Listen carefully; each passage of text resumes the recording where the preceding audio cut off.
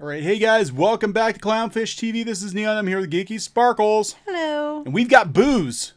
We do. We're Gonna need it. We got a lot of stuff to get through tonight. We're gonna kind of do a rundown of things that we were going to do videos about, and then we just never had time to do it because we're crazy busy. I thought you were gonna say there's a lot of stupidity to go over tonight. Well, there is a lot of stupidity. I thought you were gonna say stupidity. Of stupidity to go around on the internet this week. So there's plenty. Yeah, it's a never-ending supply of stupid. Mm-hmm. So, where to begin? You tell me. Well, okay, so I was going to do a video about PewDiePie. That's a lovely picture there. Why should we do a video about PewDiePie? Everybody does videos about PewDiePie. PewDiePie, who is I believe taking the lead now over T-Series. He's actually the top YouTuber by a lot because YouTube had that fake account purge, quote unquote fake account purge, a couple days ago, which we actually were on the receiving end of, which is weird because we do not buy subs. Yeah, we were like, what the heck happened? And we lost like 200 or 300 people. It was like 300 or 400. Like overnight, it was just like gone. It wasn't even night. It was in the afternoon. I was like, what the heck happened? So, Geeky was kind of... I was rather perturbed. Freaking out. She's like, oh my God, why did we lose so many subs overnight? Because, to a small channel like ours, that's, pretty sizable chunk. Never night. Why would we lose so much in the afternoon? Yeah. So, and here it turned out that YouTube was like purging accounts. And I think, there is a truck. Probably. I think all of this is kind of tied together. And I've got some crazy tinfoil hat theories, but I think all of this, the purging of the bots and all of this other junk, I think it's all bots, the quote unquote bots, the Russian bots. I think it's all kind of tied together. Thank you. Keep up the great work. $1.09. Thank you so much. Didn't have to do that. You still have to make a shirt that says that. So, and you need an outrage merchant shirt. Yeah. So earlier this week, and we'll talk about it because this kind of all ties together. Earlier this week, we got called outrage merchants. I thought was hilarious and alt-right shill. So I can kind of feel Pew's pains. I think Pew though with his bank account. He doesn't feel as much pain as I do. No. I think he's not feeling much pain because he's got millions and millions of dollars in the bank and like 79 or 80 million subs or whatever he's at. So I'm assuming if they're purging accounts they believe are false accounts that are, you said they were like on like the extreme right accounts that you're saying? They're not specifying where, but it has been reported that YouTube is ramping up its efforts to cut back on quote unquote alt-right accounts. Now, what that means is up for debate. But then are they also doing extreme left people that are flagging stuff for no reason and causing trouble for no reason? Are they doing a purge of those accounts as well? I couldn't tell you. They're being very sketchy about why they're purging the accounts that they're purging. But T-Series did lose. I think they lost like 200,000 fake subs. Now YouTube's trying to put positive spin on this. They're like, guys, we're just getting rid of all the fake accounts. They don't really help you anyway. They're fake accounts, and I can understand it. But there's an awful. Okay, we don't have a lot of subs. I can't think there's 300 and some people that subscribe that were fake accounts. 200,000. That is a lot of fake accounts. Well, that doesn't make any sense. Brony, thank you. $2. Didn't have to do that. Love your video. Stay awesome. We try to stay awesome. We've got alcohol tonight, so maybe we'll be a little more awesome. I don't know. Alcohol. Yeah, and we're centristly left too, and it's just I just don't think it's fair if you're going to go purge one side. I mean, extremism is extremism, and if you're going to purge one side that is extremist on that side, for doing the bad things or whatever, you'd think you would do the exact same thing to the extremism on the other side in the name of fairness and the name of fake flagging accounts. Yeah. I don't like this person, so I'm going to keep flagging them. You think that would get them banned? You think it would, because there is a lot of that going on now. False flagging, a lot of that going on. People just being petty bitches. I'm sorry. I even said when someone said about recovering from my last video, sorry, I was very angry. And I was even saying to Neo when he was playing it back, I'm like, wow, I'm just like really yelly. There's a reason for this though. Right now we have more than one microphone, but right now we only have one hooked up. in the studio. Yeah. So I keep trying to move away from it. And he keeps telling me I have to get closer to it. So I'm trying to be good about that, but I don't intentionally scream at you. Yeah, she's not intentionally screaming. Actually, I think your screaming sort of gets dulled a bit because you're away from the microphone. I'm trying to sit back from the microphone today. So anyway, go ahead. What are we going to talk about? I'm driving the computer because I'm a man, and you're my. I'm the better driver in general, and that's the truth. Co-pilot. And here comes the truck through our living room. Oh my God! No. I'm the better driver. That's the truth. So yeah, that's not untrue. That's not untrue. I used to drag race too, but that's another story. Anyway. Yeah. Truck driving. Vroom, vroom. I wasn't a truck driver. No. I used to race. Never mind. Anyway. Not legally, but anyways. So Vox being Vox, Vox has definitely, they like to stir the shit. Vox, headline, PewDiePie's ties to white supremacy spell serious trouble for the future of YouTube. Mark C. Before we start here, Mark C. $5. Thank you very much. You don't have to do that. And I love your avatar, by the way. Ben Grimm's awesome. I really want to see them lose it. Let's have Ben Shapiro for president. Oh boy. I don't know. We'll see. YouTube's most popular celebrity keeps dallying with the alt-right. His 76 million followers don't care. When you have 76 million followers, let's be fair, you're going to have people that are alt-right. You're going to, and he's not even American, which is hilarious, but you're going to have people that are alt-right. You're going to have people that are extreme left. You're going to have people of all different walks of life, all different ideologies. You're going to, there's that many people, it's statistically speaking. A lot of people. You know who didn't lose that many subscribers when they did the purge? PewDiePie. I checked his social blade. I'm like, oh, I wonder how many PewDiePie. Oh my gosh, he hardly lost any. Right. So what's that tell you? Yeah. Oh, hey, awesome. Glad you could make it. Okay. So YouTube's most popular users once again facing backlash. This time for promoting a highly anti-Semitic channel by recommending a video featuring a racial slur and a white supremacist conspiracy. Now he did give a shout. He gave a shout out to like 25 or 30 channels. I guess they were pushing for PewDiePie to get more subs so he could beat T-Series, and he gave a shout out to a channel I have never watched, ER. I don't know. I don't know. I don't watch him either. So apparently he said he liked their anime videos. Something about a Death Note video he watched, but that channel, I guess, as I understand it, and I haven't looked into it a whole lot, but as I understand it, there is some problematic material on that channel, and so everybody was like, "Oh my God, PewDiePie! Why don't you watch every one of his videos ever? You need to watch every video that every person you ever talk about does." Which people do. They do that with comics too. They're like, they were doing it to Alterna Comics. They're like, "Why did you retweet this person? Haven't you seen their other tweets?" It's like, no.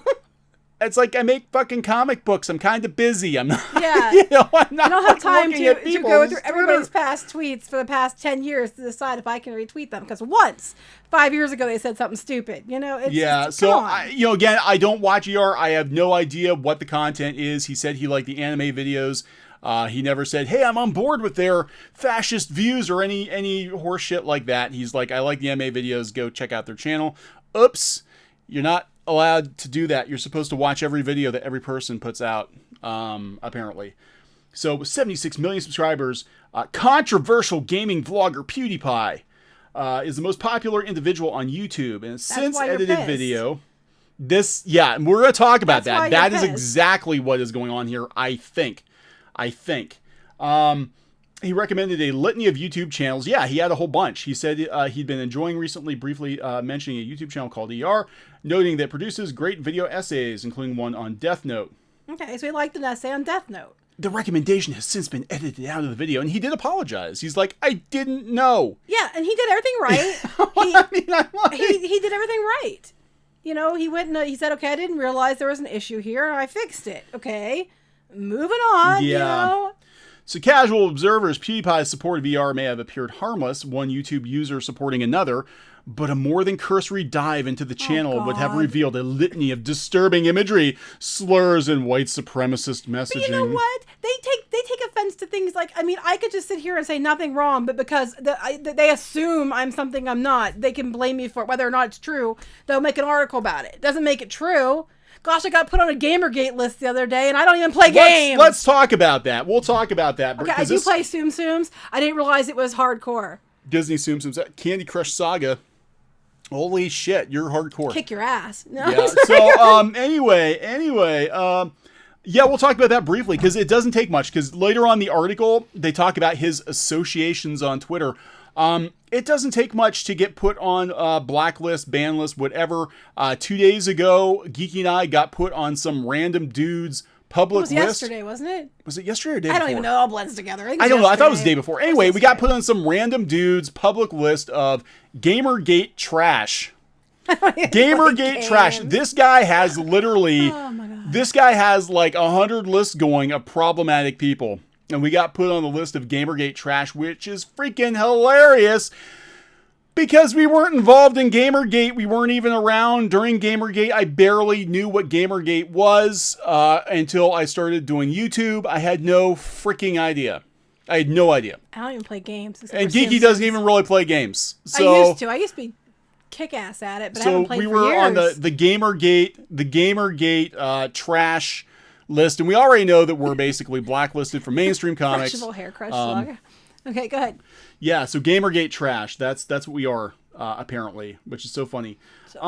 The outcry. It's a little quicker if you get through everything. No, we're gonna get through everything. We'll get through it. Alcohol will help. It bends space and time. Alcohol bends space it doesn't. Go ahead. and time. It bends space and time in my mind. That's all that matters. You think 5 minutes is your 5 minutes and everybody else is 20. Go ahead. Aliens. I'm telling you. The outcry against PewDiePie's recommendation of the channel was immediate, with media outlets and other YouTube users citing it as an example of PewDiePie's ongoing dalliance in alt-right culture. In response, PewDiePie released a follow-up video on December 11th in which he sarcastically described the incident as an oopsie. I think that's great. That's his thing. It's an oopsie. I thought it was. I watched the. I watched him, but that's. I watched that. Well, it just he does it in that Swedish, voice. It's hilarious. And he's right. It was like, well, geez, I didn't know. I rattled off like 30 channels. How the hell am I supposed to know what everybody's putting on their channel?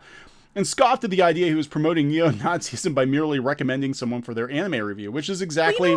What how many he subscribers? Did. 76 million subscribers. Because the guy has 76 million How subscribers. Are you supposed to vet all your subscribers? Well, not just that. You have 76 million subscribers. And, and you're bound to piss somebody off with something you say. And you're going to offend somebody with something you say, even if you're not trying to offend them. Any of these people bitching and moaning on here, jealousy pants. Anybody on here bitching and moaning about it, and on Twitter bitching and moaning about it that are jealous about such things, I bet if they had 76 million subscribers, they would say stupid, dumbass stuff that would get them in trouble. It's because I would say stupid, dumbass stuff that would get me in trouble, not intentionally. I mean, you're going to say stupid things sometimes. He is going to be under a crazy powerful microscope because of who he is, because of his influence. That's what this, at the end of it, that is what this comes down to. I think PewDiePie has a ridiculous amount of influence over people because he's got 76 million. I mean, that's a ridiculous amount of subscribers, and he's not playing ball with mainstream media. He's got different thoughts. I don't blame him because he's doing his own thing, and they don't like it. Mark C, thank you. God, are you like bankrolling this? But thank you very much. Curious, how many subscribers did Vox Day lose? I don't pay any attention to Vox Day. I honestly don't know. But you can go out to Social Blade and you can check. I think it was the 13th or 14th was when they started purging. Mm-hmm. We lost like almost 400. I think we gained back like 100 and something that day. That was like 40 something that day. We've already caught back up almost. But I was like, what the heck? Anyway. Yeah, so this is crazy. Okay, so PewDiePie says in the video, all I said was I like the guy's anime review. The channel creator apparently likes to have hidden and not so hidden Nazi references in his videos, and obviously if I noticed that, I wouldn't have referenced him in the shout out. I said publicly a year and a half ago I was going to distance myself from Nazi jokes, and that kind of stuff. Of course, his Nazi jokes wound up leading to like the what they call it, the adpocalypse, because all the advertisers pulled because of an oopsie. Yeah, but he's still at the top. Because I wasn't don't cause much damage. Go ahead. Nothing to do with it. Generally, I've done that. I really don't have a reason to dip into that again. It's just stupid. But each of the 3 videos PewDiePie featured in his since removed shout out of the ER channel featured fairly obvious examples of the channel's offensive content. In fact, not only did one part of the Death Note review that he said likely directly invoked a racial slur in the video description. Blah, blah, blah, blah, blah. I don't care. Strategically edited but unmissable if you're familiar with the clip in question. Oh, God. Okay, well, he might have said something. I don't know him. But I'm just saying, I've seen people say something completely innocent, and it was not to be meant to be taken in the way it was taken. And people went flipping ballistic, and it was like, but how dare you say white, you racist. It's like, but I was talking about the color of sugar. You know what I'm saying? Oh my God. You should have said brown sugar instead. It's like sugar. You can't say that because that's offensive too. Oh my God. If you think that's alarming, especially given the many teens and preteens who watch and are influenced by PewDiePie, you're not alone. In many ways, PewDiePie's trollish irreverence and offensive-proof shock humor embodies a more pervasive overlap between YouTube's gaming culture and its alt-right culture, and the criticisms leveled at him in his role as YouTube's most popular creator represent what seems to have become a larger battle to reclaim YouTube culture, a battle that in recent months has come to a head around PewDiePie himself, a battle to reclaim YouTube culture from who? The YouTubers? Is that who you're taking the culture back from? Because YouTube, I hate to break it to you, has always been this way. Right. Did you just start watching YouTube? It sounds to me like people that are in the media find things problematic. Well, surprised they found things problematic. And now they think that they're going to try to take this person down by calling out stuff to make people hate him. Have they learned nothing? Every time that you go and do this, because most people, the majority of people are rational people. Every time you go do this, all you do is drive more people over there to subscribe to see what's going on. Every time you do this crap, all you're going to do is make him bigger. Right. Did PewDiePie's subs drop off a cliff after his oopsie with the Nazi joke a year and a half ago? No! They exploded! Because people are going to want to see what the big deal is. Like, you guys don't understand how this works. They're going to make it out like, oh, it's because they're people, like that one guy, the what they call the Heart of America, the Despicable Heart of America. First of all, he has a lot of subscribers that aren't American. But secondly, I'm just like, they might not go to him because they're racist Nazis. They're going to go over there because they're like, who is this guy and what's going on? And then they get over there like, oh, well, he's not too bad. What the heck? And then they subscribe. So you're just creating your own enemy and making him bigger. Go ahead. Like I said before, it's putting a grease fire out with water, and they're burning themselves up in the process. And we saw this with comics too. Like comic book companies are burning themselves down, trying to stomp out YouTubers and bringing more attention to the problem, where people go check into it themselves and are like, yeah, I actually agree with this. But they had this kept quiet. No one would have gone. And now you just probably upped his subs. Made a lot more. But I thought interesting too, go ahead and read that and I'll tell you. Okay, Splotchy Inc., $5. Thank you, didn't have to do that. Heard about the new dystopian subculture called soy punk. Okay. Pastel colors, everyone is LGBT by force or not. Unoffensive he's gotta be kidding, right? Food cubes and rumpus rooms. I think he's kidding. Every time I think rumpus room, I think Carousel of Progress. I do too, actually. That's what I thought in my head. But he's like, his trollish irreverence and offense-proof shock humor embodies a more pervasive overlap. And it's like, we need to reclaim, so basically, I don't like what he says. We need to reclaim it for us. Well, you had to be big in the first place. Yeah, you never had it in the first place. YouTube actually went out of its way, it was earlier this year or last year, trying to promote more progressive channels. They actually were throwing money at people. And the thing is a lot of those channels do not take off on YouTube because YouTube is not alt-right. YouTube is like middle of the road, and there are most people are. Yeah, there are a lot of people from all over the place. But I mean, again, it comes down to the 8% of people, or the the other 92% that. Rocket Star Fuel Productions, thank you, $1. Didn't have to do that. Clownfish TV. Hey, Captain Cummings, how you doing?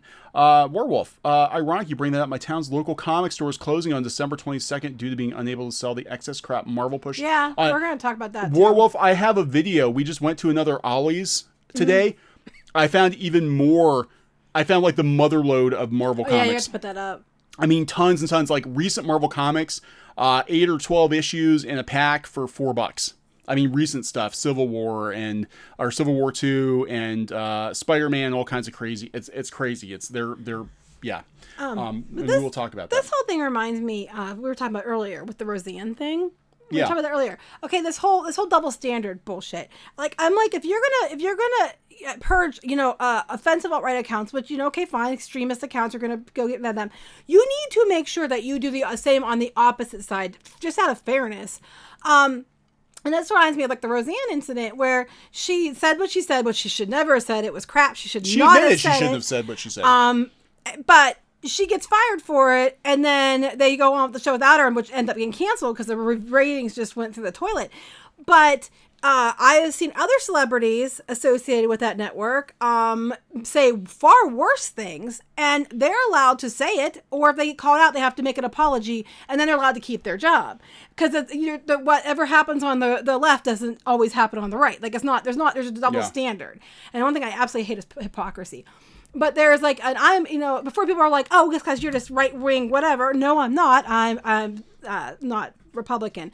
Anyway, I'm just saying, if people, there has to be one standard. You can't have this double standard where these people can say what they want, these people can't. If you're going to purge people based on extremism, you better purge both sides for extremism, not just one. Well, we see that happening in comics where certain people get a pass for saying shitty things until it gets so bad that they have to be removed. But then other people are kicked out the door, without a trial. They're just like, oh, hey, you might be problematic. You're gone. Right. And I never even watched the new Roseanne. I didn't like Roseanne the first time, so I didn't really watch it. But I had a lot of people who did, and they said it wasn't even political. It was just like... The first couple episodes were. They said after that it wasn't bad, and it was really doing well in the ratings. Well, I guess I have to look into it, but I think the ABC exec that pulled the plug... yeah, she got fired. Mm-hmm. Because Disney, I think they're coming around and realizing, hey, they like to make money. They like ratings. Now, The Connors, I guess, has already been canceled. They had 10 episodes. Roseanne was a huge, huge hit last year. And I'm not excusing what she said. I want to be clear. I'm not excusing she shouldn't have said it. She said, but just to show you that, like, that kind of that double standard. Yeah, the double standard. That's what I'm talking about. And that's what I get from this article, too. It's he's all these things because we say so because of one video we didn't like. You know what I mean? It's just like, what about all the years? Well, he did say stuff before. I don't watch him. The whole thing is places like Vox, Verge, Vice. God, they all start with a V. Apparently. Vagina. All of these sites are gunning for gaming culture, YouTube culture. They want to, because they can't control it. They can't control it. You've got like everyday normal people on YouTube, which is why YouTube resonates with people more. And that's why I think with, the situation with comic books, especially is, Twitter was controlled or is controlled now. You've got all the comic book blogs in the back pockets of the publishers. Mm-hmm. Oh yeah, definitely. All the creators working for the publishers have to be vetted. They have to have certain political views. They have to be vetted in whatever. But then you got to YouTube, and YouTube is still, average people can connect with people that have opinions that resonate with their own. Right. That does not make them alt-right. That does not make them Nazis. Okay. This is so bullshit. Okay, so... Are we still going on with this? Yeah, we are. The channel that PewDiePie linked to... Well, just to give you an example, somebody before we started the live stream, I'm like, I had to prove their comment. I'm like, why do I have to prove your comment? Because they said about Nazi imagery. Oh, you used the N-word in the chat room. So because of that, YouTube decided to filter it. And I guarantee you, we had a YouTube chat bot in our live stream one time because we're joking about boots and genocide. Well, apparently... the G word had been typed one too many times because here comes the chat bot to go kick a bunch. Maybe it was boots. We don't know that. Maybe it was boots. Maybe boots is a bad word. So the channel that PewDiePie linked to is a hotbed of anti-Semitism.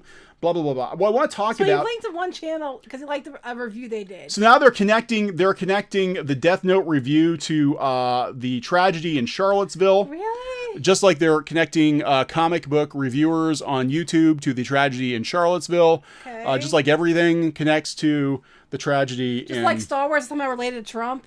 Yes. Just like everything is about Trump in Charlottesville. Wow. They talked about dog whistling, which we actually had people in our chat before accusing us because we joked. One time I called Solo Soilo. I said, or you can call it Soilo, whatever you want to. And we actually liked Solo. We said we liked Solo. But I joked, better I said, compared to Last Jedi. Yeah, I said, you can call it Solo or Soilo, whatever you prefer. And somebody's like, that's an alt-right dog whistle. You people claim to be centrist, but you're clearly alt-right. Oh, God, well, I'm like, oh, come on. I was joking. Remember jokes? No, they Jokes were funny. Jokes were fun. Things were so much better when we could still freaking joke. Well, their heads up their own asses. There's no room for fun. Okay, so this is... Okay, so they talk about the channel. Do we have to listen to their crap anymore? No, but I wanted to go down here where they basically... Okay, so they went through PewDiePie's Twitter. They went through his Twitter. So now, because everybody's got to know everybody else's business, they went through PewDiePie's Twitter, and it's problematic the people he follows. He doesn't follow very many people on Twitter, but it's problematic.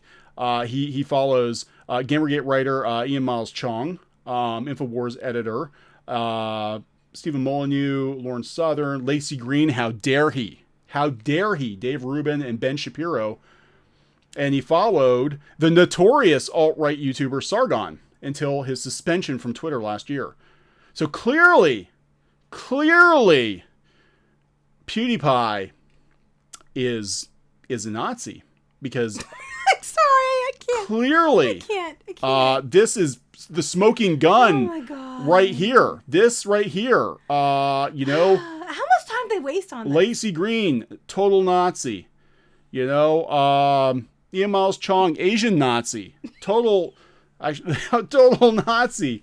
To his defiant followers, PewDiePie has come to represent a larger culture clash over YouTube There is itself. no culture clash. That makes his alt-right ties even more pernicious. Is that a pernicious? How am I pronouncing that correctly? I've had a drink. I need another drink. God, this is so ridiculous. Pernicious. Meanwhile, there are a bunch of extreme leftist people running around flagging and citing things as copyright infringement. Trying to get people fired in the real world from their jobs. When they know they're flagging things falsely, and they're allowed to keep flagging stuff. Yeah. And that's okay. So anyway, do we have to keep going on about this? Can we move on to other things? Well, no, I want to talk. I'm not going to read every article. No, this is important. You're giving me the side eye. No, this is important. You know why this is important? This is important because YouTube. This shows how powerful of a platform YouTube is. I know that they're trying to take out, the top YouTuber right now, and it's going to have a trickle down effect. It's already having a trickle down effect. Some of these sites that write these articles. Does anybody that's actually a normal person read them? No, but there you go. It doesn't matter. The normal people watch YouTube. Yeah, that's what I'm saying. And that's what pisses them off. They can't control all the normal people. They can control the people on Twitter and on Tumblr and the people who read sites like Vox. Lady Hawk, thank you. Didn't have to do that. Did the political compass test again today to see if I suddenly became an alt-right Nazi. Good. You put that, you blank that out because if you spell it, Google's going to come take our channel away. Nope, still center left libertarian. Yes. God. It's just like same here. I just getting really, really sick and tired of, and not just on YouTube, just on like about Star Wars or about She-Ra or anything. If you don't like something, even if you have a good reason, it's completely, whatever. It's obviously because you are alt-right, and it's like that one person called us alt-right racist, or we hated women and we were racist. You hate women. I know you hate women. In the She-Ra video that had nothing to do with racism. I was like, what the hell? Do you have like a hat and you have like all these different things in there and you pull out a couple and that's what you decide people are based on what the hat tells? It's like a magic 8-ball. It's a magic hate ball. It's a magic 8-ball. Oh my God, we need a shirt. It's the magic hate ball. Oh my God, you shake up the magic hate ball and that tells you what you need to say. It's just some random person. You are, shake it, a racist. You are a misogynist. Sorry. Shake it. Alt-right Nazi. Oh my God. But we spell it like Yahtzee.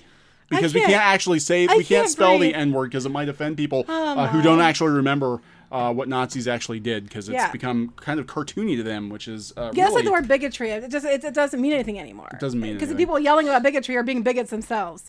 Anyway, go ahead. So now it still got more ridiculous. I don't understand exactly what happened here, but apparently BuzzFeed used some video footage, edited video footage as a smoking gun of PewDiePie's anti-Semitic leanings, and they actually edited the video to make it look like he was mocking a Jewish player or somebody using a Jewish name, and that's not actually what happened. So they actually changed the video to make it look like he did it, when if you see the whole video, he didn't do what they said. That's what you're saying? Yes. Okay.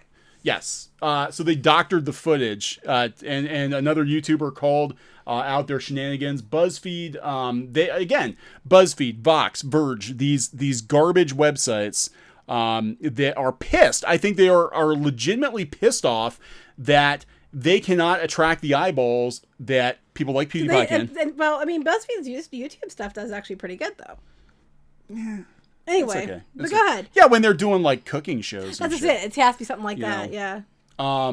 So Then, oopsie. Yeah, so this Ubisoft employee urged the gaming I heard industry about that. to end PewDiePie, cut ties with him, get rid of PewDiePie, who's, pretty good for business, you'd think.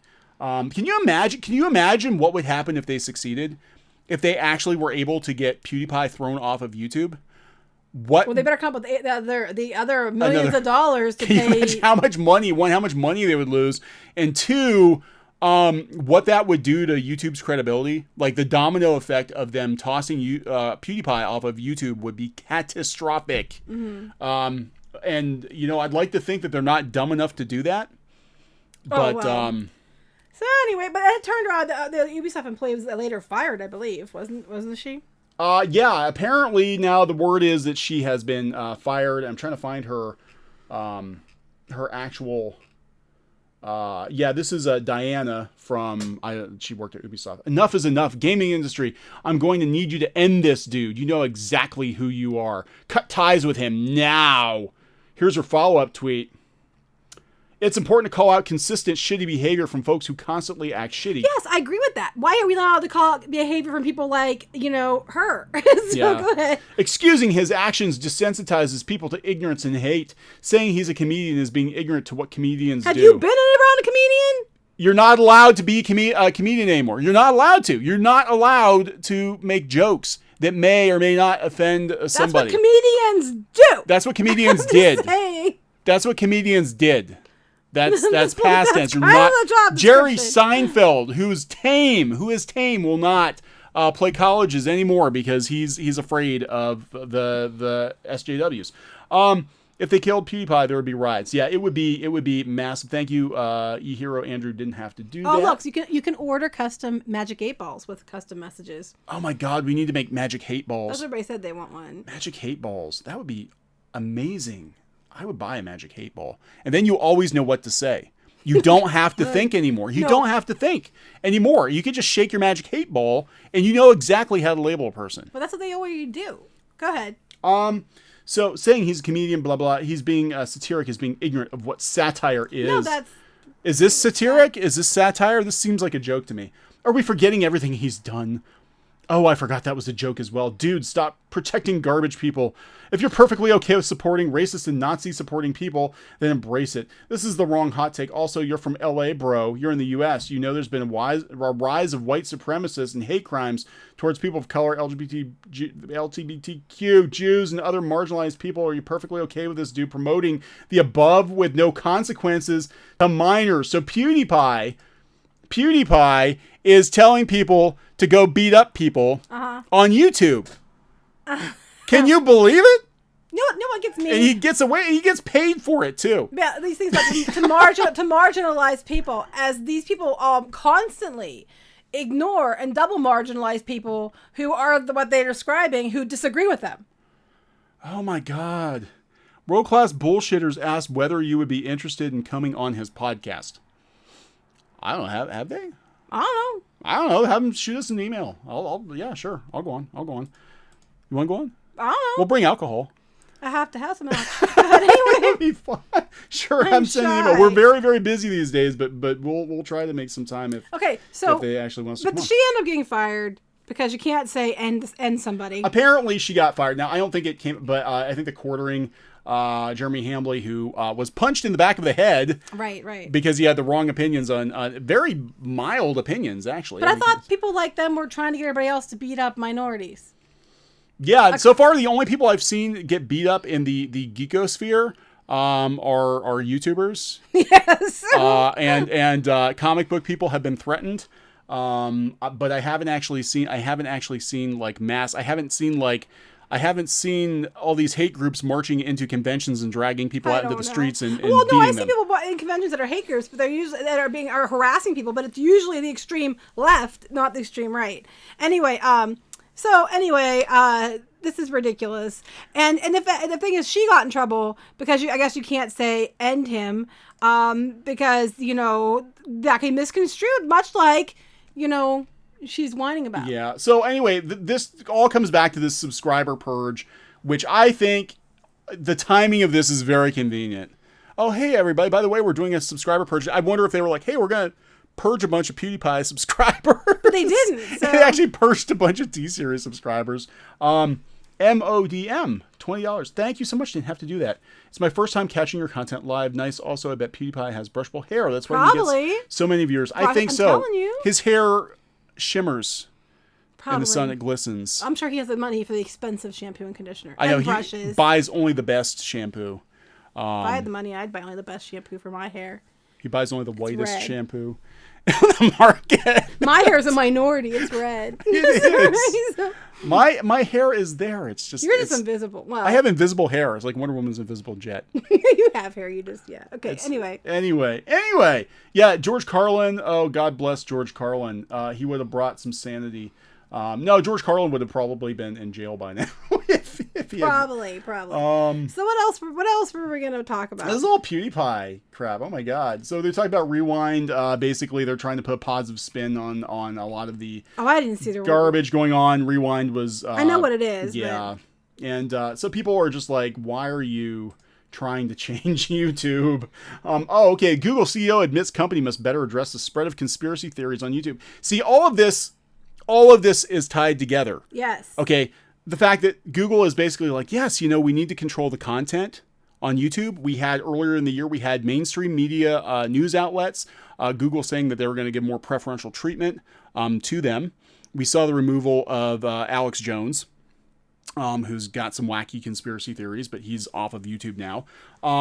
So they're trying to make YouTube a safer place. For certain people. Okay. And I think what this really comes down to is mainstream media outlets being completely pissed off about YouTube's having the amount of influence that they have, individuals having the amount of influence that they have. See, I'm not against banning people who should be banned for, for really crappy things. Mm. I'm not against that. What I'm saying is, if you're going to ban people off of one side for being extremists, you better do it on the other side as well. Otherwise, you are clearly playing favorites, and it's not fair. Because if you're going to ban bad behavior, ban bad behavior. Yeah. You know what I'm saying? Yeah, I think they need to lay down. I mean, I think that needs to be across the board too. But what it looks like from the outside is, anything that they deem alt-right, even if it clearly is not alt-right, even if it's just moderate conservative. And I'm definitely not saying Alex Jones was a moderate conservative. I don't really know who. Alex Jones is kind of kooky. But he's. I don't watch these people, so I'm like, who? But the problem with that is that when you can just deplatform someone completely because you don't like what they have to say, then that opens up the floodgates, because you can start with the really wacky people. So free speech is only free speech for some people. What yes. you're saying. I mean, we already knew that. Free speech is free as long as it's been vetted first. No. Some people can say whatever they want without being vetted. Other people aren't allowed to. Go ahead. Yeah, Mark, again, thank you. You don't have to keep doing that. YouTube will be the next Tumblr. If YouTube tightens its grip on what creators can and can't say, and they try to appease, I think they're trying to appease mainstream media. Because mainstream media is threatened. I wouldn't call these people mainstream media. A lot of these media outlets that are having a hissy about it, I would not consider mainstream media. No, I'm talking about the ABCs, the CBSs, the MSNBCs, who... Most of them don't even talk about this stuff. They're threatened by... I think they are threatened by some of the YouTube channels out there, because people are getting... More and more people are getting their news from YouTube now, which may or may not be correct. I mean, I can't say that the news on... To be fair, though, if you're getting it from those networks, the news may or may not be correct. Vox may or may not be. BuzzFeed. So here's the thing, like BuzzFeed now. BuzzFeed, a garbage site. BuzzFeed has always been a garbage site. It depended on user submissions for years. Now, all of a sudden, BuzzFeed is considered journalistic integrity. It's a reliable news source. The same with Bleeding Cool and comics. I was going to mention Bleeding Cool. Bleeding Cool, which has always been a garbage site, now all of a sudden, because they're saying the right things, they're... Well, I think it's funny. People that are acting like it's a bastion of journalistic integrity were the ones calling it a shit show Inquirer like a month or a year ago. Okay. So, I like YouTube for art videos. Quite helpful learning from others. Yeah, yes. YouTube can be very, very helpful. Yeah, our daughter, like I said before, our daughter wanted to learn to draw better. And we said, why don't you go check out some YouTube videos? Of course, ones that we made sure were okay. And she improved like exponentially within a matter of a couple days. And I mean, I'm an art teacher, so if I'm telling you she improved exponentially, she improved exponentially. So yeah. And more so than anything I could have shown her, because there's all kinds of amazing artists on there is, and we're gonna do some more art videos. We're just kind of like sizing up the YouTube ecosphere and all the craziness sort of surrounding it now. And it's because we've had people even in the comics Situation Comics reviewers having their channels attacked for reviewing comics and giving opinions. Are we gonna keep talking about this all day? Yeah, we're gonna be here all night. No, I'm kidding. Okay, so anyway, long story short, YouTube is cracking down. YouTube is cracking down on people they don't like. Well, I think everybody knew that. Yeah, but they're really cracking down on people they don't like. So, are you gonna do what are you doing next? Voltron? Apparently? Yeah, we'll do Voltron. Everybody's asking about Voltron. Okay, so Voltron. I didn't get to watch them yet. Actually, Spoiler. I need to watch these. I was already been spoiled because everybody on Twitter. That's one thing here. No. Everybody on Twitter already spoiled it for everybody else because they got pissed. They went to Twitter and ruined it for everybody. Binged it and got pissed off. Spoiler: there will be Voltron spoilers incoming. But they're probably, if you've been on Twitter, you already know them all, so it doesn't matter. So I have to watch them, but I don't see the point now because I already know what happens. But go ahead. So Voltron, Legendary Defender, ended on Netflix. I haven't watched the last couple of seasons. I need to catch up on that. Tyler Preston, thank you. Didn't have to do that. $5. Did you guys hear about the outrage of Netflix Saint Seiya? Yeah, gender bending and shown to a girl. I do. We haven't talked about it though because we didn't really watch it the first time to talk about it. Alex is all everybody's talking. Alex is a conspiracy there's something analyst above it too. Alex isn't kooky. He's performance news. Well, he's performance art. So. He's a performance actor. They have performance art. To be honest, I haven't watched a whole lot of Alex Jones. I watched the one where he had Billy Corgan from Smashing Pumpkins on. And Billy Corgan, now the funny thing is, Billy Corgan's actually saying a lot of stuff we're saying now, where he's like, the mainstream music industry is kind of nuts now, so he's just kind of doing his own. Somebody said that every time they watch videos like ours, they keep getting pro-Trump ads or something. What did they say? Let me get back up. Hold on. They said, "Oh God, just because we're Gamergate I look at your trash. videos and other YouTubers disagree with SJ propaganda. The site gives me pro-Trump ads. I don't support Donald Trump. I don't like Donald Trump either." So anyway, okay. So, your spoiler list. Okay. These Gamergate trash piles spoil Voltron for me. Everybody's losing in on about Voltron, because they're mad because their favorite ships didn't happen. And that's basically what's going on. They're all mad because the same people who tell you, the same people who yell at you about Star Wars and She-Ra, about how as fans you have no right to dictate anything. Who the hell do you think you are? You don't own it. You have no ownership of this. Are pissed because they didn't get what they wanted. So they didn't get the Clance ones, the Keith Lance ones. They didn't get Clance. Whatever they call it. Or like the Shiro and Keith ones they wanted. Whatever that one. Sheath, I think it was. Oh, okay. That sounds dirty. Sheath. Oh my God. So whatever they were calling it. So. And they said that they were queer baiting. I mean, honestly, I watched until I didn't see the last few episodes, but up until this point, I've been watching it. And other than the fact they made sure that you knew Shiro was gay, they have not really, I didn't really see anything that they were like eluding anything else. I thought if they put them together, it would be creepy anyway, because he was like his teacher. Yeah. It's like he was hot for teacher. They don't care. But my thing is, it's like, so, I didn't see, everybody's like, oh, it was queer baiting. I didn't see it. I was watching it, and I didn't see it. Up. Shiro got his guy, and is that the same guy or is that a different guy? No, it's a different guy. His original boyfriend. Okay. Oh yeah, his original boyfriend. Okay, so here's the thing. They were like, okay, well you got to show him be gay on screen, and they didn't do that for a while, and then they decided to. I guess they addressed it, and then this actually looks like Tumblr art right here. No, everybody was going and taking the scene where they're making out at their wedding, and they're putting Keith's face in there. Oh my God. Yes, I'm not kidding. The thing is, Shiro, I don't know if it's because he has white hair or what the deal is, but I always thought he was like in his 30s and Keith was a teenager. I'm like, that's just like icky. That's just icky. Don't go there. And he was supposed to die. He was supposed to die. Everybody, because everybody kept saying over and over again, like, oh, they're baiting. I just don't see it. Okay, Crazed Viewer says they said it was queer baiting because they introduced and killed his lover in the same episode. That was only the last few episodes before this season. So they were doing this well before and claiming this well before the last season of Voltron, before the next last season. So they were claiming this and shipping them together well before that. So I'm sorry, because his significant other had died. Well, that happens to people all the time. You know? Yeah. I mean, how many episodes of a show do you always have like the tragic backstory of like the wife or girlfriend gets killed, my husband got killed, whatever, you know, and it's like, oh, okay. That's just That's the backstory. This is why he's, you know, the way he is, you know? I mean, should it be more like, hey, that's cool. They didn't make a huge deal out of it. It's normal. You think that would be more, you know, but anyway, so go ahead. They had to make sure that they showed him with the dude at the end of, just to make sure everybody knew, you know, hey, it's still okay. But apparently it wasn't still okay. And then everybody was mad, mostly about the ships. I was upset because I found out, you know, that they killed people that I wasn't very happy about. No, Pidge doesn't get a romantic interest, but I don't think, and I missed the last couple seasons, but there's something actually more exciting, I think. Oh yeah, he was very excited about this. He was very excited. Like, nobody's mentioning this, and I thought it was exciting. Here, wait, is this it?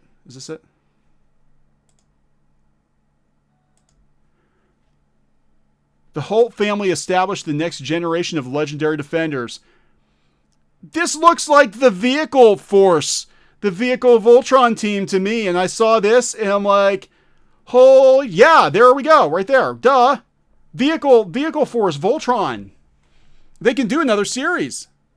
Yeah, he was very excited. That's his whole takeaway from everything. I was like, Vehicle Force. I'm watching this, and I'm like, them going through, I'm like, what is the problem? Oh my God, it's Vehicle Force Voltron. And everybody else is like, no, didn't you see who Shiro kissed? It wasn't who we shipped on Tumblr. I'm like, yeah, but fucking Vehicle Force Voltron. I know. It's just, so they're just losing it. They're all upset. They're like wishing, they're like, what I sent you, they were like saying about the creators. They were like, you know, about lynching the creators or something like that. Oh my God, this is every cartoon ever. Like, there's nothing you can do to make Tumblr happy. No. Except porn. And they're not even going to get that in another day or two. So it's just like, you know, they were just so mad about it, and it's like because their ships didn't come true because he wasn't making out with. There was no indication they were going to at all. I mean, but they wanted it. Okay, because I think because they got the ship they wanted. They being the collective, I guess there's a they. I don't know. There's a hive mind or something of fan artists. They went there with Bubblegum and Marceline in Adventure Time because they got that one. They think every show needs to. Yeah, but there was already a what ship war to begin with because half of them wanted Keith with Lance and half of them wanted Keith with Shiro. So half people were going to be pissed no matter what. Well, why can't they? They did the logical thing. You can't. None of the above. Yes, I mean we're not doing that at all. So problem solved. And it's not like he turned around and kissed a woman or something. Yeah, I know. Like, oh my God, what did you do? You know, yeah, but like, it's Tumblr is gonna end. I mean, Tumblr cannot survive without porn. I'm sorry, the page views will not be there. I don't know. It just.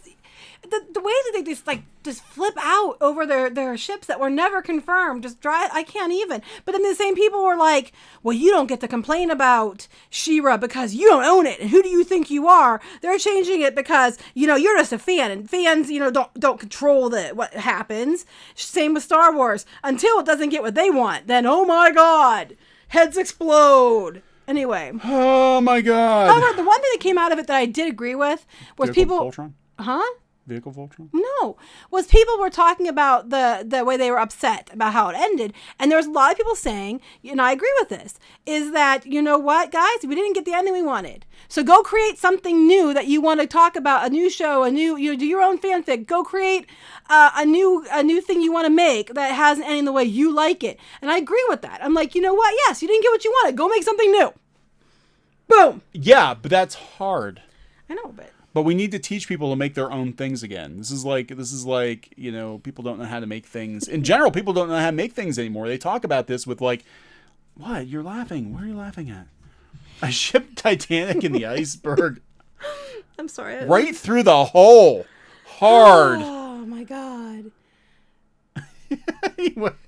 Oh, he loves Voltron. Was that your first person he saw excited about Vehicle Voltron? No, he that's all he was like. He was so excited. He's like, oh my god. No, I was surprised he went because I sidetracked here. Voltron. I remember when Vehicle Voltron was introduced when I was a kid, and Voltron used to come on Sunday mornings at 6:30. So I got my ass up early and I watched Voltron when I was little. I was like 7 or 8 years old when it was on, and I loved my lion Voltron. And then the one morning I'm like, wait, where's the where are the lions? What the hell is going on? And I remember being there sitting on the couch, completely confused as to why. Totally new characters, totally new Voltron, and I was pissed. I was so pissed off. I was like, what the hell is this? This isn't Voltron. And so I was back before we had the internet, and I'm like, what the hell did they do? But actually in later years, I'm like, I actually kind of like Vehicle Voltron. And I loved when they did the movie where they had Lion Team and Vehicle Team teamed up. Now they got to get the Gladiators in there. They never did anything with Gladiator Voltron. I was going to buy you a Voltron for Christmas, but you would have killed me, so I didn't. Yeah, I almost got one for a really good deal too. Oh man. But okay. You would have killed me. So yeah, because I know how much they cost. I know. I almost had one for a really good deal. Oh, Vehicle Voltron. Yeah, Vehicle Voltron was supposed to be Voltron 1, but he actually wasn't the first one they showed. And then Voltron 2 was the Gladiator, which they never brought out over here. They actually went back and did another season of Lion Voltron because people were so pissed off it wasn't Lion Team. My brother was all about Voltron too. I remember my mom looking for the lions for him, and she found one at the drugstore, and she was so happy because it was the last one she couldn't find anywhere, and she found it at the drugstore. It's coming from Geek Dad. How the end of Voltron Legendary Defender exemplifies the quarantining of queerness in animation. I don't see any quarantining lately. It's like they're in your face with it. Have you seen Steven Universe? Have you seen She-Ra? I don't think this is quarantining. Is a brief history. So if you want to read a brief, here, put the link in there. If you want to read, if you want to read the brief history, here you go. This is a brief history. I'm not gonna go. We're not even gonna go there. Brief history. Thank you very much. $5 didn't have to do that. Magini. When I hear about potential YouTube silencing, I think of Lannister's quote: "Cutting a man's tongue only proves you fear what he might say." That's exactly what I think is going on. And it's kind of scary because it's like, now it feels like YouTubers have to really walk on eggshells. What can you say? What can you say? Okay. Nicholas Horton, $2. When Atlas and Voltron merged, Atlas crew disappeared. I don't know. I don't remember that part. I don't know. I have to watch it. I don't know. So anyway, we are taking it back to quarantine. I don't know. I'm not even going to go there because I don't want to be accused of things I didn't even say or do just because somebody's going to interpret that I said or did something I didn't do. Well, that's what I'm, this whole thing, coming back to YouTube and the censorship. I'm like, I guess my concern is who decides what's right and wrong and who. Well, we already know who that is. And who, makes that judgment call. And there are YouTubers now who are afraid to say anything because even in live streams, like if you've got people that come in and make comments in live stream and I can't even keep track of what's going on. We've got so many people talking here. Mm-hmm. But you have people in live stream that say things that maybe they shouldn't say, then YouTube is going to come in and bust up the, we've seen it happen. Yeah. We've seen it happen. And that's scary. It's scary. That, it's like where does it end? I don't know. It's not going to end anytime soon, I don't think. I keep getting blamed for things I didn't do, by men who, they're all about defending minorities unless, they don't like you, and then they fuck the minority defending. Sorry. It's true. Then you're just labeled a bigot whether you did something or not. So go ahead. Here, Andrew, thank you. Didn't have to do that $4.99. I didn't care for the gay wedding scene at the end, but it was a great finale overall. I have to see. I actually have missed the last couple seasons of Voltron. I have to see the last season. I haven't seen it up to. Like I said, I was pumped that they had the vehicle team, even if it's just a screenshot. Like, yes, they could do another series with vehicle team. That would be pretty. I just wish they would have done She-Ra on the style of this. But anyway. Here, fandom, you gave an unpopular opinion. Voltron wasn't wrong to kill off Shiro's boyfriend. Put that one there because I am not reading all of this. Yeah, that's his boyfriend. Well, I said, yes, death is painful, but my goodness, it's real. That's it. I mean, the whole point of him Character dying, development. Yes. I mean, there are so many times that there are characters that are, gay or straight, that they have like something happen tragically in their background, and they show it because they're trying to show you why they are the way they are. And it's not, they're a plot device because they are. It happens, Yeah, happens. I mean, it happens with Voltron's complicated, imperfect representations tearing the fandom apart. They say everything's tearing the fandom apart. Star Wars fans being torn apart. The She-Ra fans being torn apart. The Voltron fans being torn apart. I'm seeing a common denominator here. I'm just saying, Everybody's being torn apart, ripped asunder. And like I said, there's a common denominator. Asunder. Just saying. It's pronounced D-Ma-Geni. Okay, thank you. And is the Glad Voltron the 3 robot form? Yeah, I saw one on Toys R Us years ago. Yeah, the Gladiator Voltron. I'm gonna look him up actually. Not the one you said you wanted. They actually had him in the comics. I guess they had him in the comics, but he actually was. It was based on, because Voltron was like Robotech, where they basically just kind of Frankensteined a bunch of episodes together. But they had toys of them. But wait, there's a toy right now, and they're calling it something else, and it's at Walmart, and I saw it, and it looks very similar to that. Because here's what they had originally. These were the original 3. This was... It wasn't that. Vehicle Voltron, but they called that Voltron 1, but he actually isn't. He was after Lion Team, which was Go Line. And yeah, that's what my brother had, was Go Line. The Gladiator Team, which... but there's something... Good luck finding it. I mean, they were actually very, very hard to find. Is this a challenge?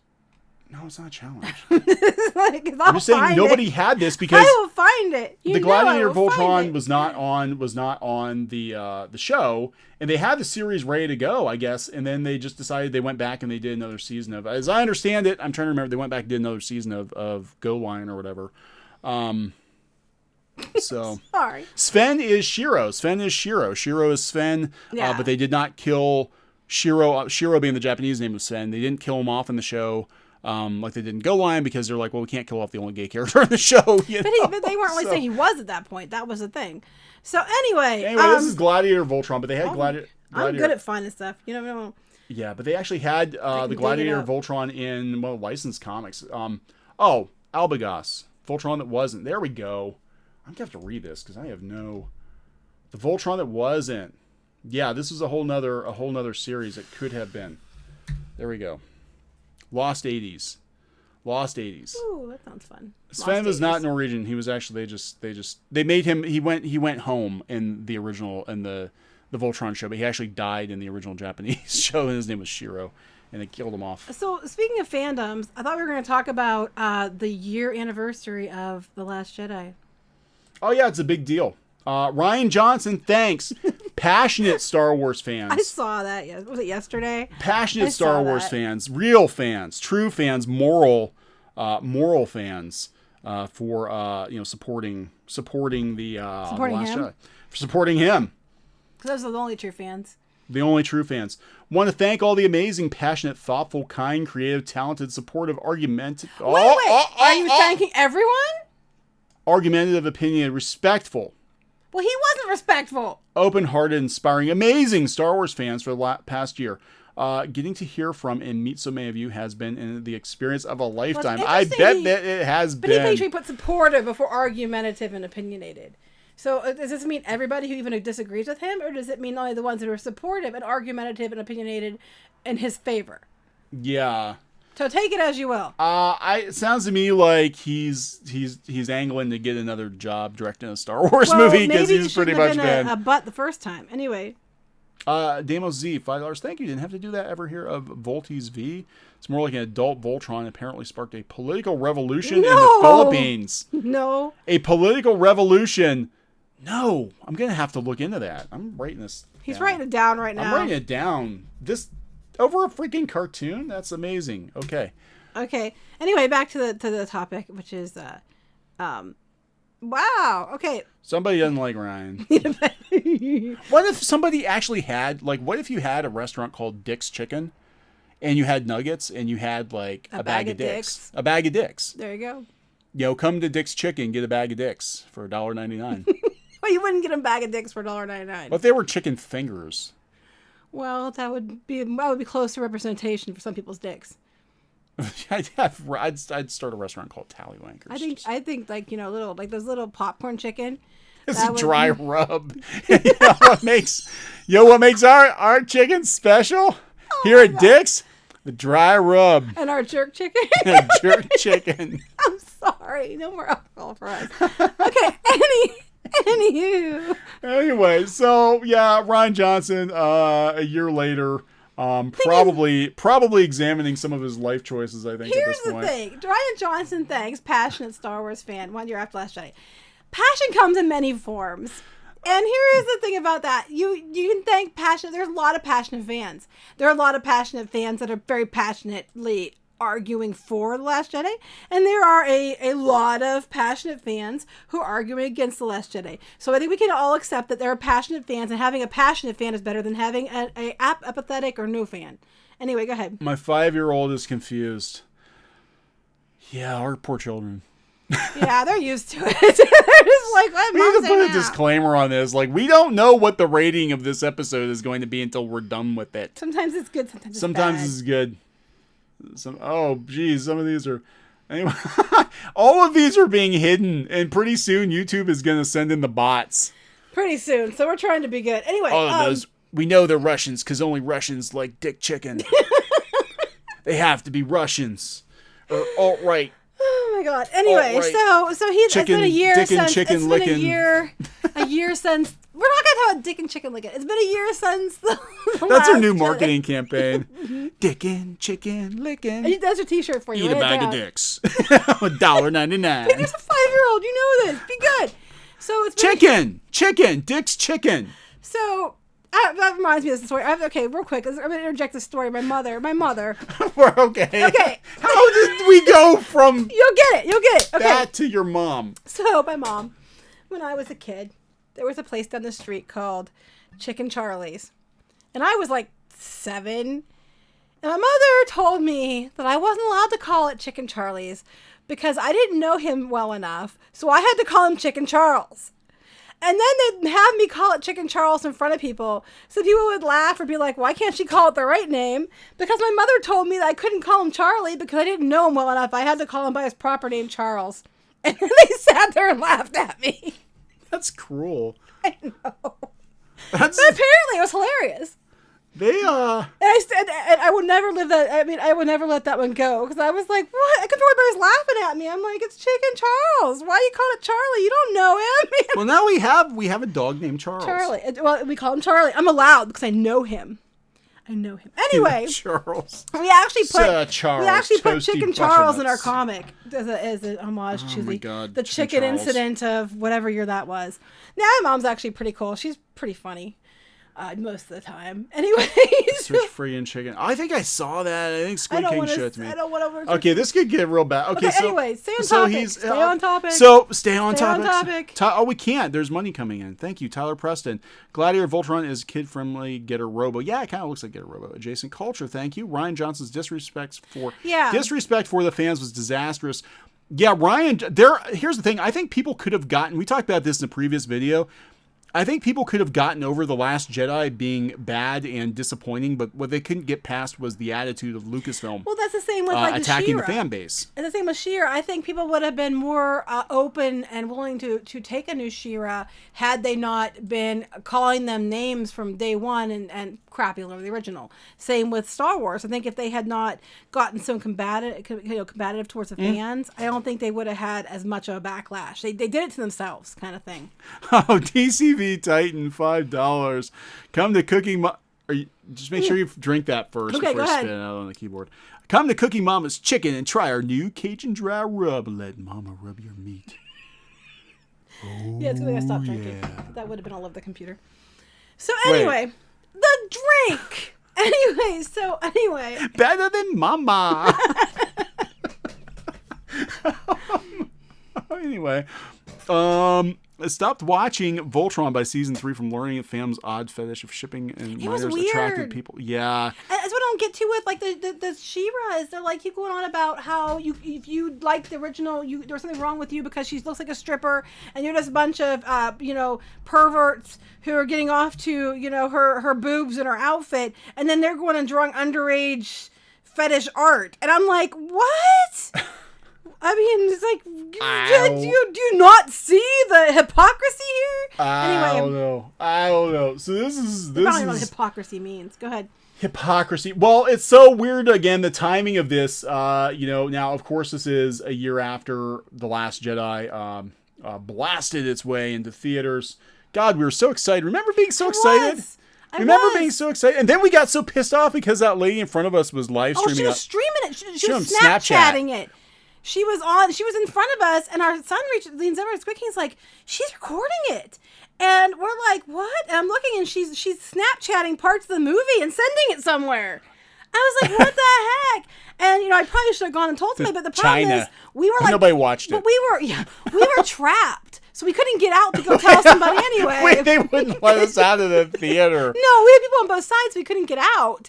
And I couldn't go tell them that she was streaming it. I mean, now I don't care. But back then I was like, oh my gosh, you're not allowed to do that. Oh my God. I remember literally watching the movie, being excited, watching the movie, watching the scroll, finally being like, yes, we're going to see Luke Skywalker. Yes, we're going to find out what the hell Snoke is, where he came from. This is going to be awesome. And then the your mama joke happened. And literally when they Carrie Fisher Space Jesus her way back on to the ship, as Squid King calls it, Space He Jesus. calls it Space Jesus flew. herself. I literally sat up in my seat and threw my hands up in the air. I'm like, what the frick was that? Did you look over? I was like, what is this? As soon as they started with the prank phone call, I was out. I was like, oh, shit. Yeah. And then that was it. And then I was like, oh, this is going to be bad. And then when they went there for the milk, I was like, nope. I looked at you when I'm like, did I just see them milk a... What was she again? Here's the thing. I think what the problem is when you change something so much that it no longer feels like what it's supposed to be. That's when people have a problem. And yes, there was cringy humor in the originals. I mean, yes, it was cringy at times. I 100% admit that. But it still kind of felt like Star Wars, Yeah. It was like, but when you go, it was like this didn't feel like the same kind of humor. It was like I don't want to say more immature, but yeah, like more immature humor. Yeah. And, I mean, it just didn't fit. And anyway. Yeah, it didn't fit. It didn't feel Star Wars. Anyway, that's neither here nor there. We've done many videos about our dislike of The Last Jedi. But again, people like Rian Johnson, and even Kathleen Kennedy, they're, and Chuck Wendig, and the people who represent Lucasfilm attacking fans, they did more damage to the brand than the movie itself. That's what keeps happening. They damaged the brand more. People could get over The Last Jedi and be like, okay, you know what? Maybe Solo will be better. Maybe Episode 9 will be better. Whatever. But it became, again, it was putting that grease fire out, and it exploded. Immediately, their go-to has been, well, people don't like it. Instead of listening to why they don't like it. Charles Wendig, I'm sorry. Yeah. So the go-to has been not to listen to what the problems are and what they have a problem with. The go-to has been to immediately call them misogynist, racist, homophobes, whatever. Yeah. And then go on about how shitty the originals were. Or no, in this case, it was the prequels. How shitty the prequels were in comparison. For She-Ra, the original was shit. The new one's great. You guys all don't like it because, you're against positive body and, all that. And it's like, there's no, let's discuss this. Let's, what is the problem? Why do you think so? It's immediately, there is something fundamentally wrong with you because there has to be, otherwise you would have realized the brilliance of our inserting agendas here. You know what I'm saying? Yeah. Yeah. It was crazy. And that sort of set the tone for 2018. Basically, I think that set the tone for 2018. It's like we did on that article that was on Esquire, which I have here because this dropped about the same time that Rian Johnson's. Well, it's probably because it's a year. Yeah, it's the year anniversary. But the situation with The Last Jedi and Star Wars fans being attacked set the tone for how 2018 went with the fandom. Right. And again, we had these problems in comics. Mm-hmm. We had the problems with the comic, but then they really ramped up in 2018. Because they're trying to put the genie back in the bottle. They're trying to control the fandom. The go-to is that if you don't like it as a fan, there's clearly something wrong with you. It can't be because, there's something problematic with this, or you don't like it for a good reason. There's something wrong with you. Yeah, and there's not. Like, you're not allowed to just not like you're not allowed to not like it. You're not, yes, whether it be Star Wars or She-Ra or whatever. If you don't like it, and you know what, you can be a fan of something and not love everything about it. Like you can love different musicians, and maybe you have a record they put out that you don't really care for. Like, okay, I loved all this, but I didn't like that album. I didn't like it. That was, people were like, oh, okay, whatever. Or I like the 2 songs on it, but the rest I didn't like. That's okay.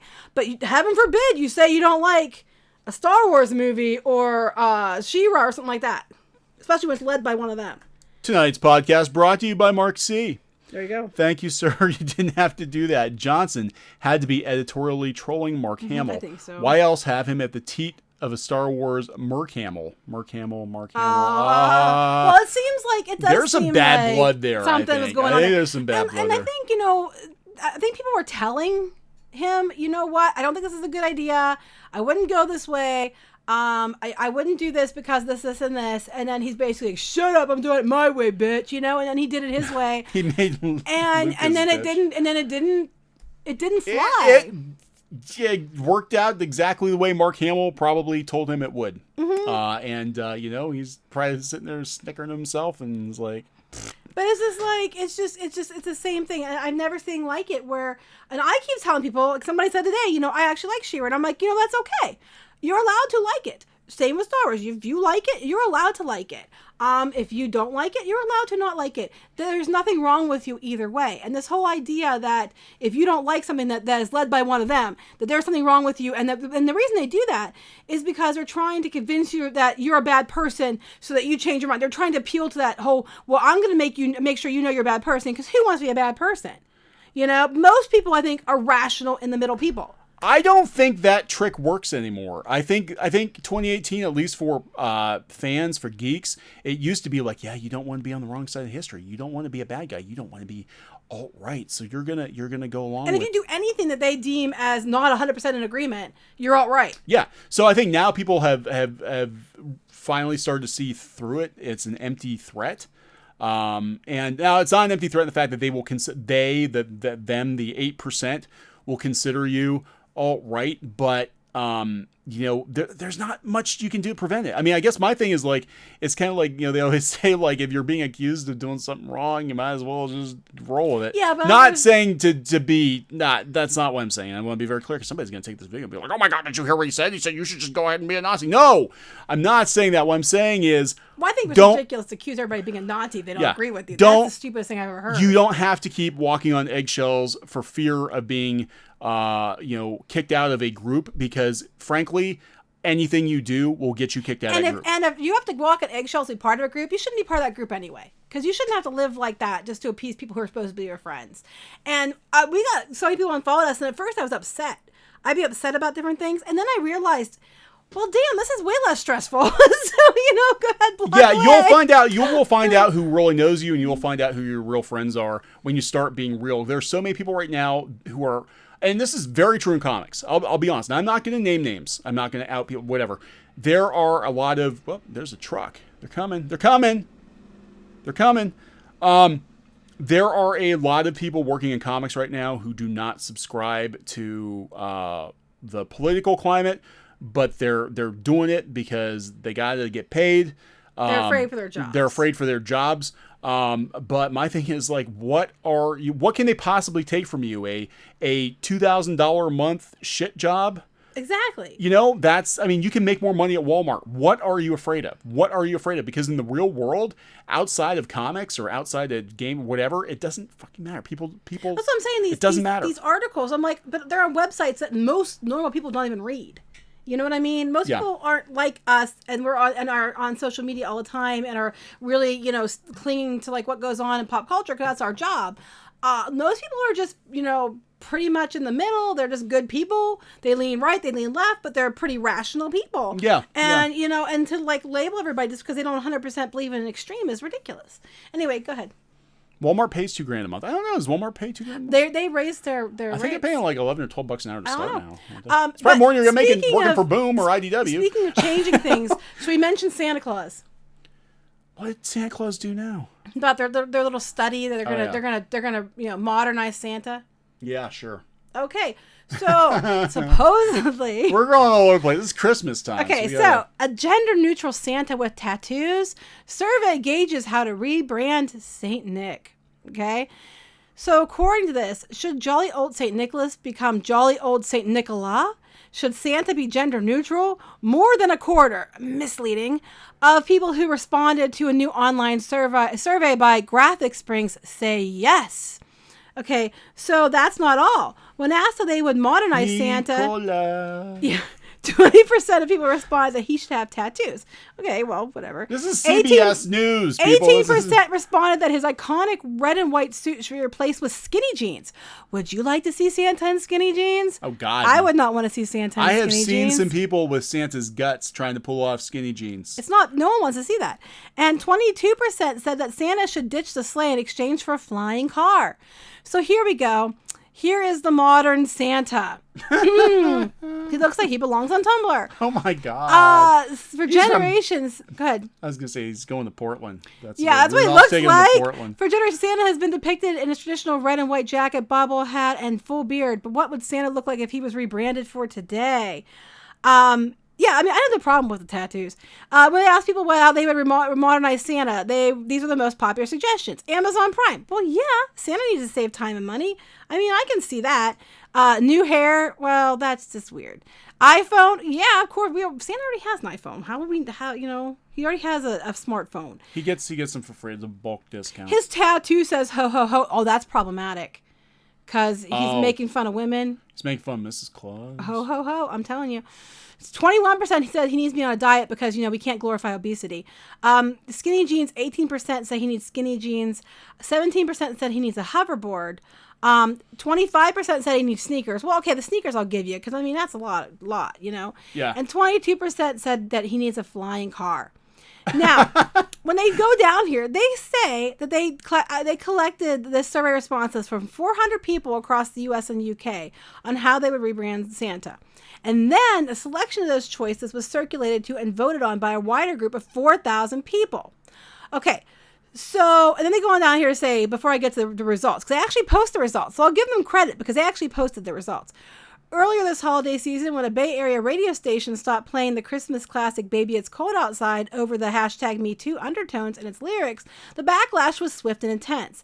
And that is just one song. So it's difficult to overstate how great the outrage would likely be if the world were ever to actually rebrand Santa Claus. So go back up. Okay. So go to the study. You have it up here. So they actually put their findings up. Now, they said there was 400 things that they went to first. And then they went and had 4,000 people answer. But what I find funny is their total responses, 1,000, 1,006, 1,009. 1,000 responses. Okay, so that's okay. Pathetic. So should he have an iPhone? Here's their percentage by U.S., percentage by U.K., and so on. That's how you read these. So you're going on here, and the things that they're going on about, especially the gender neutral, they had 1,015 responses. Now, suppose they sent this out to 4,000 people, got only a quarter of responses back, and of those quarter of that back, 70.79% of the U.S. people said he should stay male, and the U.K. said 73%, who they were less tolerant, said that he should stay male, and 10.58% of U.S. and 10.62% of U.K. said he should be a woman, and then 18.64% in the U.S. and 15.67%, again not as tolerant in the U.K., said that he should be a gender neutral person. So I have 1,000 people. You got this 10%, 18, 50. So the whole more than a quarter said so is bullshit. But beyond that means 3/4 said no. How many were trolling? How many? I don't know. My point is, of course, the takeaway is a quarter said they would. When you look at the data, a quarter, you only got a quarter of people answered. And secondly, of that, 3/4 said no. I'm just saying. But they don't matter because they're alt-right. That's right, because everybody who doesn't agree is alt-right. Can I change this? Alt. Oh, view only. However, I will give Graphic Spring credit because they actually showed the results. Because all these places are offering all this information. They're saying that their study says, but they don't actually show you what the study was. So. Oh, okay. So what else we're gonna? This is I just finished my bottle. We need more. No, we don't. You have more downstairs. I'm all out. I drank all these. Okay. Whatever these are. These little orange things. So, okay. is there anything else you want to talk about? Yeah. Oh, the Marvel thing, the Daredevil. Okay, we're almost done. Yeah, we can talk about comics sales and stuff too. Marvel's Daredevil star confirms contract preventing appearances in non-Netflix content. Basically, not only did they pull the plug on Daredevil, but they can't put Daredevil in the Avengers or any other Marvel project right now for like 2 years. I think it's 2 years. Is it for the whole character or for the actors? For the characters and the actors. Okay, because I wasn't sure if it was like, the characters can't appear or the actors playing those characters can't appear. According to Daredevil actress Amy Rutberg, who I think plays Foggy's girlfriend, the rumored clause says that the Netflix characters cannot appear elsewhere for at least 2 years is actually true. There's a very real contract with Netflix, she said. I had heard 18 months, maybe it's 2 years. I suppose it's possible that Marvel could buy them out, but I have not heard so much as a whisper. Rutberg stresses that fans cannot lose hope in an era where both Lucifer was saved after cancellation. Yes, I'm glad Lucifer is and saved. Young Justice was revived 5 years after his last episode. Anything is possible. And they didn't turn Young Justice into Young Justice Go. Fans should know there really is power in social media.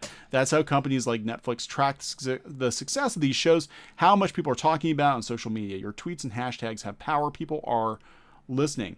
Well, the news of Daredevil's cancellation has been hard on fans. I was pissed. You were very pissed. Very pissed. Very, very pissed. Those associated with the acclaimed series are also shocked by the decision. Series star Charlie Cox, very nice guy, expressed remorse over the series being canceled. I was bummed about it. A lot of us really, he keeps saying he looks like me. Okay, if there's a picture, because you see him in Stardust, and then you saw a picture of Neon when he was younger, they have very similar features, like the nose and the chin and stuff. It's very similar. I keep joking that if you get fit, you're wearing the Daredevil. Fit. I'm going to the gym. You're getting the Daredevil costume. I'm working on it. And you're going to wear it. You're going to wear it? You are. That's what everybody wants to know what I look like there. I look like an older, fatter Charlie Cox. Well, I don't know if you look older. Because I don't think I look like a fatter Charlie Cox. But I'm not running around the rooftops. There's some similarities. Okay. That's what I look like. A lot of us really expected to keep it going. I certainly did. Say Cox. He's actually very nice. He was at Wizard World Pittsburgh a couple of years ago. He said in an interview, the truth is I felt like we had a lot of stories to tell. Yeah, me too. And although I understand the cancellation, I'm very saddened by it. It's just how businesses work. It is. It's how this stuff works. Also, these characters mean a lot to people. It's weird to think there's a chance I won't be playing Matt Murdock ever again. It was crazy popular. I would not be surprised if Disney came in and just bought out the rights from Netflix and just said, we're going to move all these over to Disney Plus. I'm hoping. Oh, someone said you look like a medium husky Charlie Cox. Actually, you're a lot taller. I'm way taller than Charlie Cox. You're way taller than Charlie Cox. He is actually very nice guy, very short. I expected him to be taller. And you are like what, like 6'3"? So you're a lot taller. Yeah. Anyway, so yeah, I hope they do something and they bring him back because I think he did a fantastic job. I really would not want to see somebody else play. No, they with Netflix show for the most part from Netflix they got the casting right. I can't imagine that they could actually cast a better Daredevil, could cast a better Kingpin. I don't see it. CLOWNFISH TV, Disney Plus. Yeah, that's what we're hearing too. That's what we're hearing too. Yeah, no, that's what I've heard. It's a pissing match between Netflix and Disney at this point, right? Because they had these, and Disney is going to end up with a huge share of Hulu. So as a result, they're going to be kind of running Hulu and their Disney Plus, and then they have the ESPN. Yeah. So apparently the Disney Plus is going to be mostly family friendly content or PG-13 right, content. And then the Hulu stuff's going to have the more adult stuff on it, as far as I'm hearing. So this would have to almost go to Hulu if they would revive it. I think. Now here's the thing: did they ever officially confirm that the Netflix series took place in the MCU? Because they did allude to the invasion of New York. But I think that was their confirmation of it because why would they bring that up? But then after that, none of these characters appeared, elsewhere. They didn't appear in S.H.I.E.L.D. They didn't appear in, I guess. But they had very few characters actually appear in S.H.I.E.L.D. from the cinema stuff in the MCU. So, it happened occasionally, but wasn't very often. We don't want Ben Affleck's Daredevil. No. Sorry, I'd rather have Charlie Cox as Daredevil. God, yeah. The incident. Yeah, the incident. We just call it, that's funny. There's been a lot of incidents since then. Okay, so Oh, hey, yeah, I was gonna bring this up because you mentioned about. I guess it's going around. Oh, yes, I did bring this up to you today. Okay, so this is actually an old article. Yes, this is. But it's going around again on Twitter because G. Willow Wilson is leaving Ms. Marvel. I guess is getting rebooted again or something, or she's leaving Marvel and she's So they were boasting about selling 500,000 trade paperbacks of Ms. Marvel, but that's total spread across. Yeah, so I asked you. I was like, wait, is that for one or is that for? And then I looked and I was like, no, it's for 9 volumes. So you're bragging about selling 60,000 copies of each. I'm like, that's not good. It sounds impressive when you lump it all together and you're like, oh, we sold 500,000 I'm like, copies. that's not if it very was good. One book, that'd be impressive. You look at what Scholastic sells, and it's like, but anyway, this is a few months ago. This is making the rounds again, I think, because of all the talk about G. Willow Wilson and Ms. Marvel. But you were comparing it to the Dork Diaries. I said to right? you, I said, well, it's funny they're getting so excited about that selling 500,000 copies over 9 volumes, because the Dork Diaries has 38 million copies in print in 40 languages. And I think in the U.S. alone, this is how long ago? They said there's 5 million, but they talked to the author and they said that the book 13 was coming out. This is actually a new article I got this from. Okay. And the number I got was from an article just like last month that book 13 was coming out. So it's not many further ahead, book 13. And they have 38 million copies in print worldwide in 40 languages. And for Dork Diaries. Yeah, I don't think people realize how much like this kind of stuff, like this, and we talked about Dogman before, right? And how much more they sell of this than they do like Marvel books, and even manga. Like manga outsells. Oh, manga totally. I think this is Marvel trying to be like, hey Disney, look at the numbers we're pulling. Don't pull the plug on us. Yeah, but when you look at the numbers, they're not that great. I mean, I was like. I thought, was that one? No, it was 9 volumes. I'm like, that's pretty bad. I'm like, that's not a good thing. No, because 60,000 per book. Like Raina Telgemeier's books on average sell like between 500 and 750 million copies. Some of them 1 million copies per book. Right, and like our own book. Now we haven't had it printed for a while, but when we first got a print run done, it was like 3,000. This is like 3 or 4 years ago. No. It was like 3,000. It was more than that. 3,000 copies. They were all sold to different places, and we didn't have like a distributor. We weren't even in comic shops. We weren't in comic shops. We weren't anywhere. We had a couple, but yeah. My point is like 3,000 copies on something that wasn't even promoted, and they're bragging about 600,000 or 60,000 copies of each on average for something that goes to all the shops, is put out in the book orders, put out all over the place, and I'm like, we did 3,000 without any help. Yeah, it's kind of weird, like. The comic book industry, I think, the American comic book industry has a very warped sense of like what good sales are, I think, compared to, especially you look at, I know like Just Some Guy does a lot of videos on manga, and you look at the numbers in manga compared to American comics, and it's just pathetic. You look at the readership of a popular webcomic compared to the sales numbers on American comic books, and it just makes them look really, really bad. We used to get like over a million page views a month on a comic, and that was just like that was from a comic, Yeah, I did hear this about Marvel's release. That wouldn't surprise me. I've been saying for a while. I said it doesn't make sense. Disney's got so many things going on right now. Well, I know Disney's building a new office, a big giant new office in New York. They're moving it to different locations. They're building a huge office, and that's supposed to be up this year, I think, or maybe next year. So I know they're doing that. I mean, I'm more inclined to think they're going to move them to California, like you said. They'll put Kevin Feige in charge of all of Marvel. I think it's the only way to do it, and I think what'll happen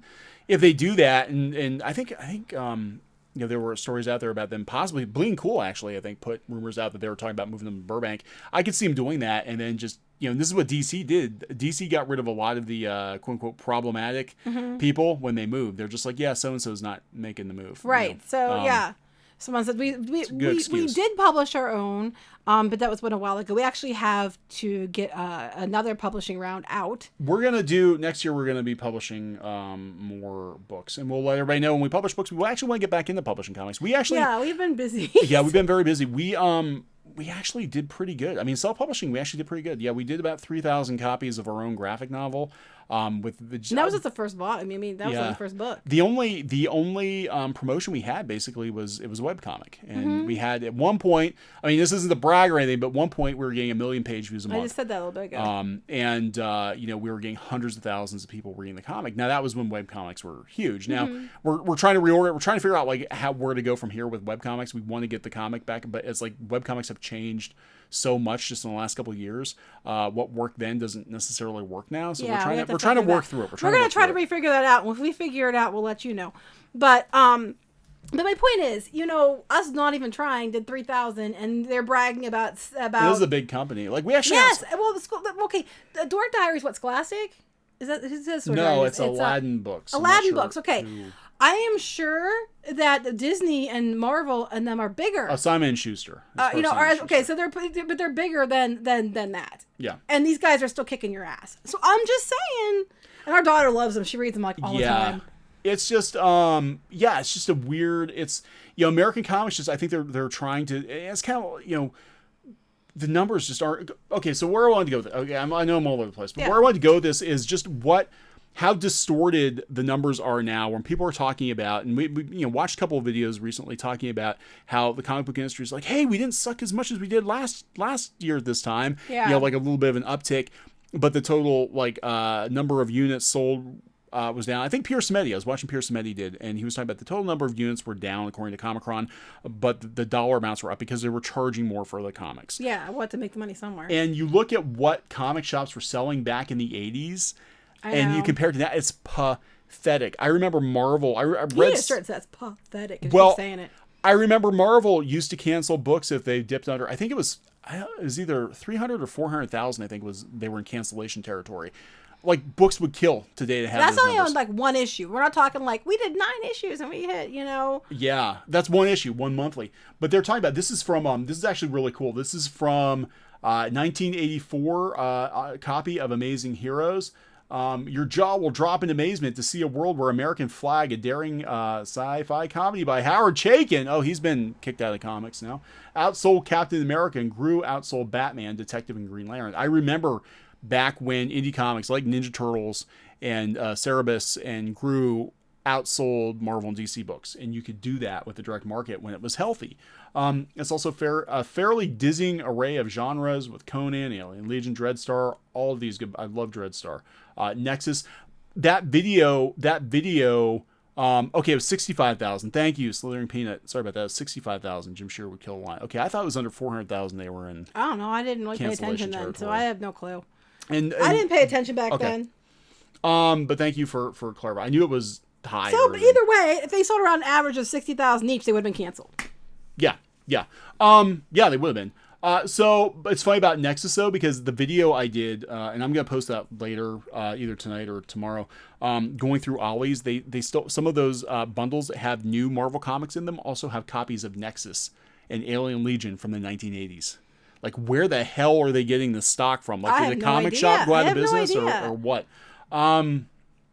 So let's look at these numbers. This is Marvel 80s 84 June's top 100 comics graph from Amazing Heroes. It is, I believe this is units sold per shop. So in the 1980s, Secret Wars #2 on average sold 206 copies per shop. Yeah, the average number of copies of the comics sold per store. X-Men sold 153 copies per shop. Holy crap. Per shop. Alpha Flight, which was huge back then. Alpha Flight was huge, and I am really surprised they haven't done anything with Alpha Flight in the MCU. 112 copies.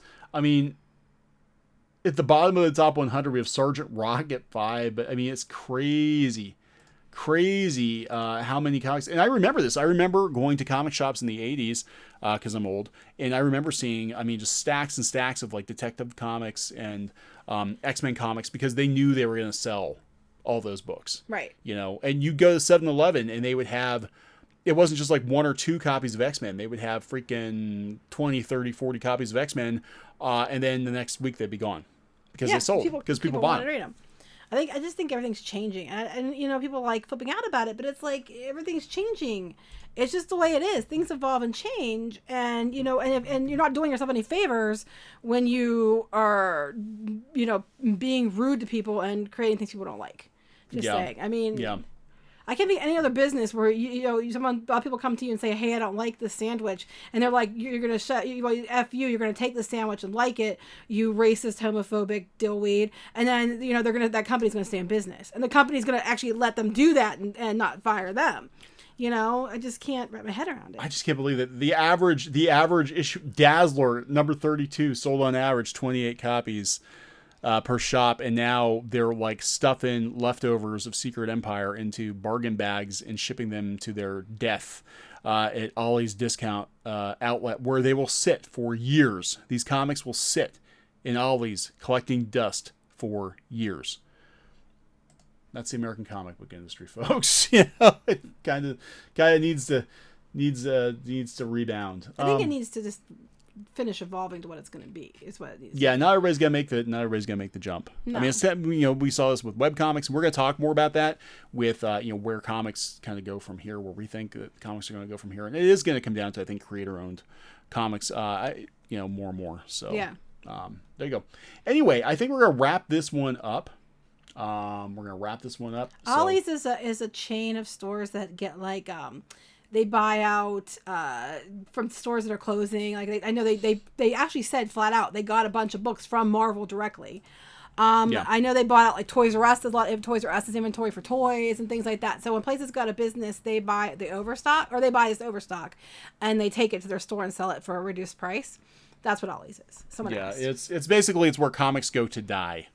And there are a lot of Marvel comics, new Marvel comics, like within the last 18 months, being shipped off to Ollie's to die. Right. So I mean, I don't know if it's from comic shops.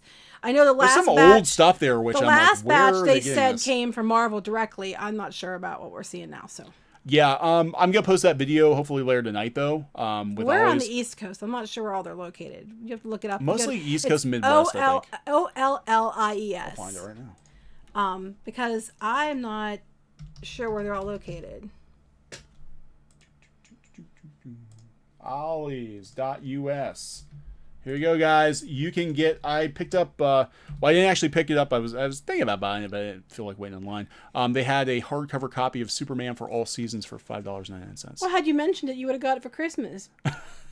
Well, $5.99 for a hardcover copy of Superman for all seasons. You had mentioned that you would have got it for Christmas, so it sucks to be you. Yeah, sucks to be me. But yeah, anyway. There you go. You can check and see if there's an Ollie's in your neighborhood. If you're looking for comics dirt cheap and you don't feel like, paying shop prices, I guess, try to keep the shops in business. But I think a lot of stuff is coming from shops that are going out. Yeah, I think so. Because some of those older stuff.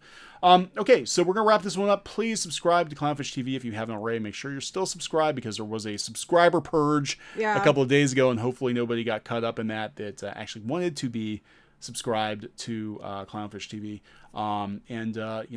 Stay tuned for more pop culture news, views, rants. Making some stuff too. We're going to do some art videos. We're going to try to do some more comics videos here. Our schedule's been very erratic because of the holidays and us traveling and all this other junk going on. But hopefully after New Year, we'll settle into more of a schedule. So hopefully. Okay, guys, thank you so much. Thank you so much for watching. Thank you for your support. For those of you who tuned in, commented, thank you. Super chats, thank you very much. Okay. We're going to go. Bye. Goodbye.